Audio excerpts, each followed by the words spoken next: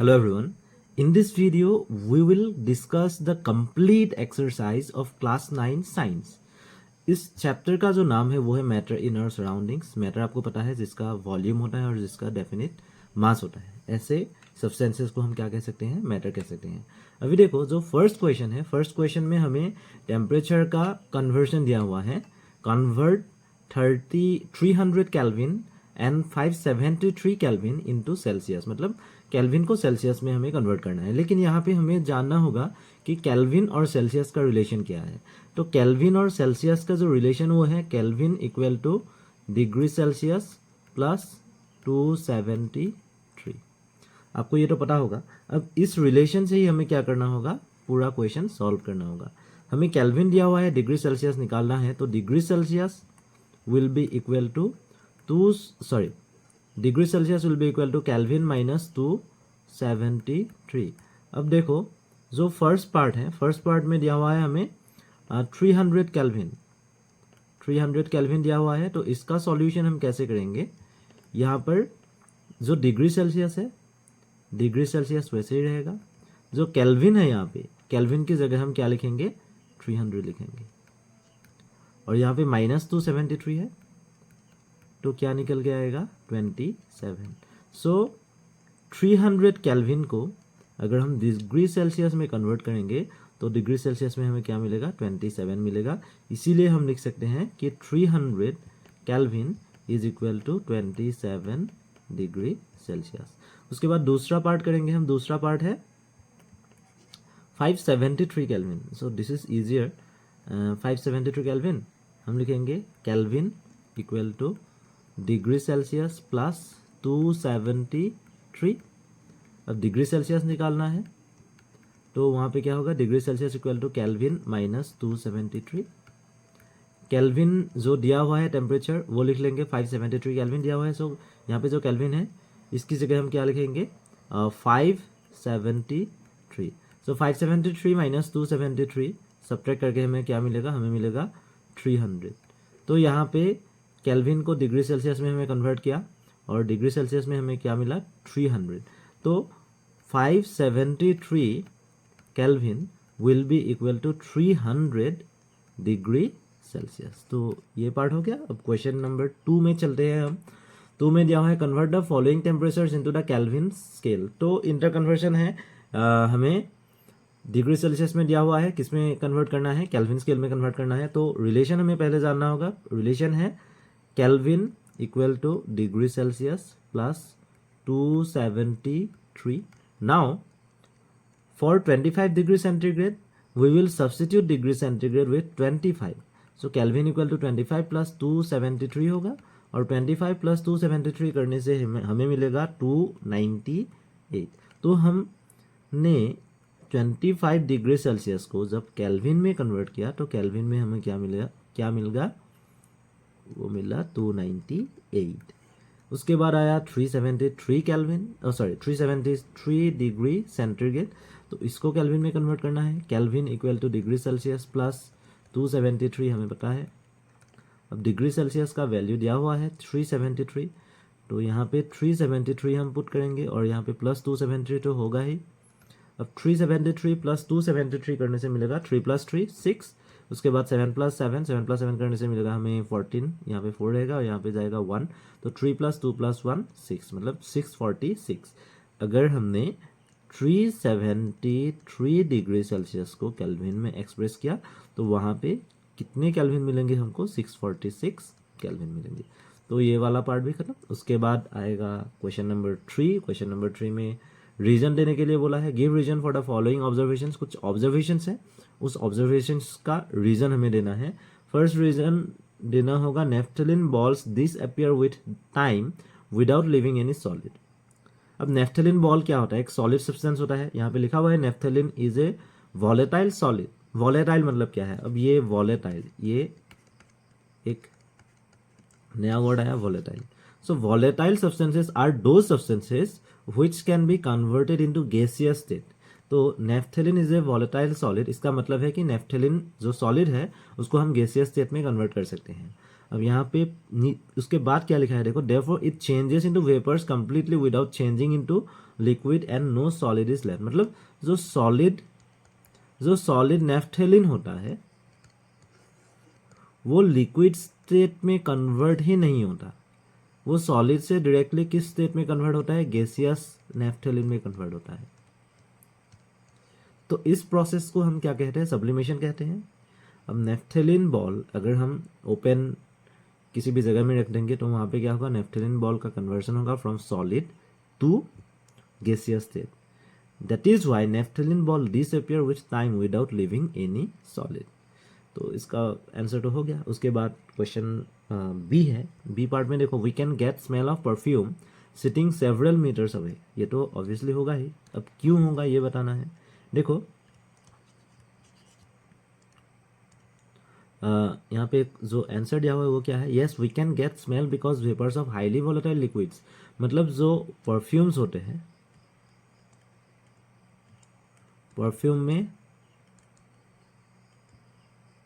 Highly volatile liquids होते हैं, ठीक है। अब ये हाईली वॉलेटाइल लिक्विड्स जो है वो इजीली क्या होंगे, गैसियस स्टेट में कन्वर्ट होंगे।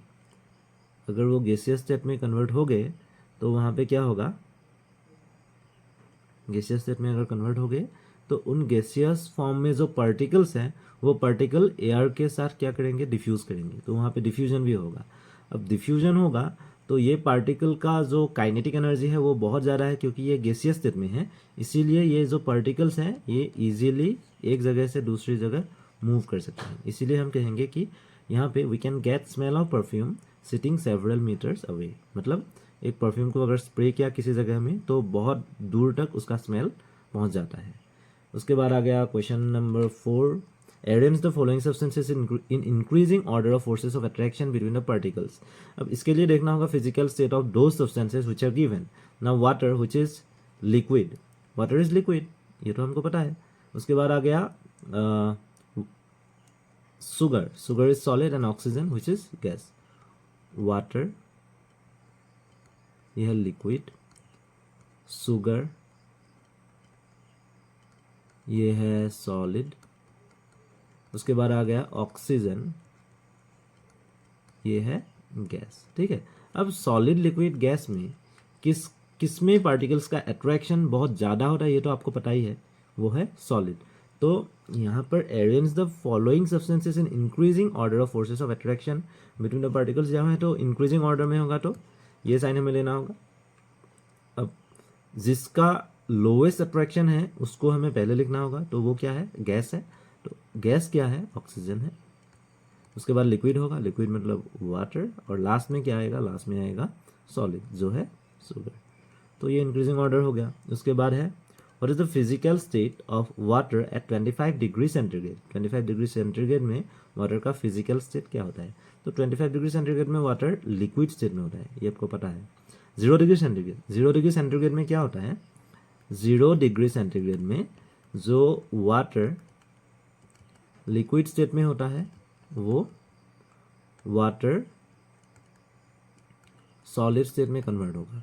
तो 0 डिग्री सेंटीग्रेड में वाटर का दो स्टेट होता है, एक है लिक्विड और दूसरा है गैस। इसीलिए कहा गया है कि यहाँ पे आइस भी होगा एज वेल एज लिक्विड भी होगा, वाटर आइस के फॉर्म में भी होगा और वाटर एज लिक्विड भी होगा।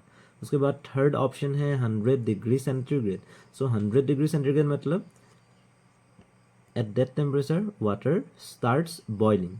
तो यहाँ पे क्या होगा, जो 100 डिग्री सेंटीग्रेड टेम्परेचर है वहाँ पे वाटर जो कि लिक्विड स्टेट में होता है वो वाटर वेपर्स में कन्वर्ट होता है, मतलब गैसियस स्टेट में कन्वर्ट होता है। तो 100 डिग्री सेंटीग्रेड में दो स्टेट ऑफ वाटर हमको मिलेंगे, एक है लिक्विड और दूसरा है गैस। उसके बाद question number 6, give 2 reasons to justify water is liquid at room temperature. 2 reasons to justify, जो स्टेटमेंट दिया हुआ है उसको जस्टिफाई करने के लिए 2 रीजन्स देना होगा।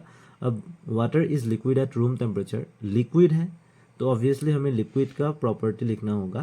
तो वाटर लिक्विड स्टेट में होगा तो उसके प्रॉपर्टी क्या क्या होंगे वो लिखने से हो जाएगा। फर्स्ट प्रॉपर्टी दिया हुआ है water can flow from higher level to lower level, तो ये तो होगा ही क्योंकि वाटर एक फ्लूइड है। तो यहाँ पे फ्लूइड का प्रॉपर्टी आ जाएगा, फ्लूइड लिख सकते हैं, फ्लूइडिटी। फ्लूइडिटी लिख सकते हैं। उसके बाद आ गया it has fixed volume but not fixed shape, मतलब जो लिक्विड होता है लिक्विड का फिक्स वॉल्यूम होता है, लेकिन लिक्विड का डेफिनेट शेप नहीं होता। डेफिनेट शेप क्यों नहीं होता? क्योंकि लिक्विड को अगर हम एक कंटेनर से दूसरे कंटेनर में कन्वर्ट करेंगे या ट्रांसफ़र करेंगे तो वहाँ पे क्या होगा, जो फर्स्ट कंटेनर का शेप था वो चेंज होगा, दूसरे कंटेनर में जब लेके जाएंगे तो वाटर दूसरे कंटेनर का शेप ले लेगा। तो इसीलिए हम कहते हैं कि it has fixed volume but not fixed shape. उसके बाद आ गया बी, एन आयरन अलमीरा सॉलिड एट रूम टेम्परेचर। तो इसके लिए भी दो रीजंस देना होगा हमको। फर्स्ट है it has fixed shape and fixed volume, मतलब we can not easily change the shape of the solid अलमीरा, और उसका जो वॉल्यूम है वो डेफिनेट होता है, मतलब the space occupied by that अलमीरा इज डेफिनेट। उसके बाद आ गया पार्ट 2, मतलब रीजन 2 है। रीजन 2 क्या है? It can not move, that is it is rigid and hard, मतलब जो अलमीरा का प्रॉपर्टी है वो ऑब्वियसली फ्लूइडिटी नहीं है, मतलब फ्लूइडिटी प्रॉपर्टी अलमीरा में नहीं होता है, तो वो क्या होगा? सॉलिड होगा। उसके बाद आ गया क्वेश्चन नंबर 7 में क्या कहा गया है? Why is ice at 273 kelvin more effective in cooling than water at the same temperature.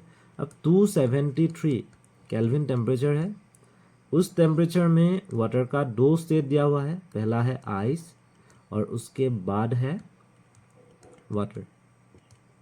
Cooling property देखना है।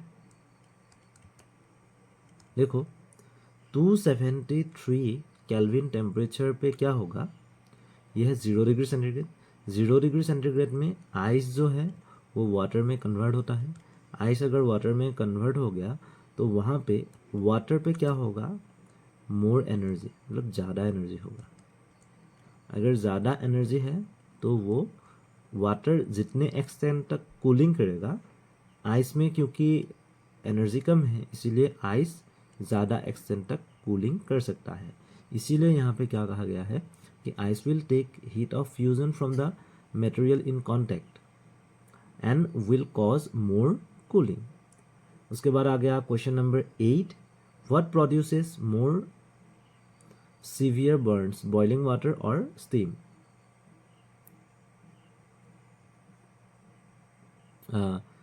which produces more severe burns, boiling water और steam? So यहाँ पे भी दो स्टेट ऑफ वाटर दिया हुआ है। फर्स्ट स्टेट है बॉइलिंग वाटर और दूसरा स्टेट है स्टीम। बॉइलिंग वाटर मतलब ये लिक्विड स्टेट में है और जो स्टीम है वो गैसियस स्टेट में है।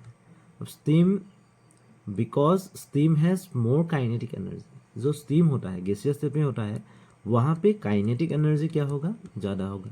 अगर काइनेटिक एनर्जी ज़्यादा है तो स्टीम क्या कर सकता है? ज़्यादा एक्सटेंट तक हमें हीट प्रोवाइड कर सकता है। इसीलिए हम क्या कहेंगे कि compare to boiling water, steam at the same temperature will cause severe heating और सीवियर बर्न्स। उसके बाद आ गया क्वेश्चन नंबर 9 में टोटल 6 प्रोसेसेस दिए हुए हैं। अब उन प्रोसेसेस को हमें ढूंढना है। सॉलिड से लिक्विड तक जो कन्वर्शन होगा उस प्रोसेस का नाम क्या होगा? ए से रिप्रेजेंट किया गया है, तो सॉलिड से लिक्विड में कन्वर्ट होगा तो उसको कहेंगे हम मेल्टिंग। उसके बाद लिक्विड से गैसियस स्टेट में कन्वर्ट होगा तो उसको कहेंगे वेपोराइजेशन। गैस से लिक्विड तक कन्वर्ट होगा उसको कहेंगे कॉन्डेंसेशन। लिक्विड से सॉलिड स्टेट में कन्वर्ट होगा तो उसे कहेंगे सॉलिडिफिकेशन। उसके बाद सॉलिड से गैसियस स्टेट में कन्वर्ट होगा, मतलब ई, इस प्रोसेस को क्या कहेंगे? सब्लिमेशन कहेंगे। और गैसियस स्टेट से अगर सॉलिड स्टेट में आया तो इसको भी हम क्या कह सकते हैं? सब्लिमेशन कह सकते हैं। तो यहाँ तक चैप्टर का पूरा क्वेश्चन हमने डिस्कस किया। टोटल 9 क्वेश्चंस थे, हर एक क्वेश्चन का डिस्कशन हो गया, आपको आंसर्स भी मिल गया। आप बस स्क्रीनशॉट ले लीजिए और इन जो सॉल्यूशंस हैं इन सॉल्यूशंस को आप कॉपी में कॉपी कर लीजिए, ठीक है। तो ये चैप्टर तो समाप्त हो गया। इसके बाद हम इसके बाद का जो चैप्टर है वो करेंगे जो कि है is matter around us pure. उसके बाद है एटम्स एंड मॉलिक्यूल्स और 4th चैप्टर है स्ट्रक्चर ऑफ एटम। तो एक चैप्टर के बाद दूसरा चैप्टर, दूसरे चैप्टर के बाद तीसरा चैप्टर, हम हर एक चैप्टर का सॉल्यूशंस कम टाइम में करेंगे और आपको पूरा पूरा ज्ञान यहाँ पे मिल जाएगा।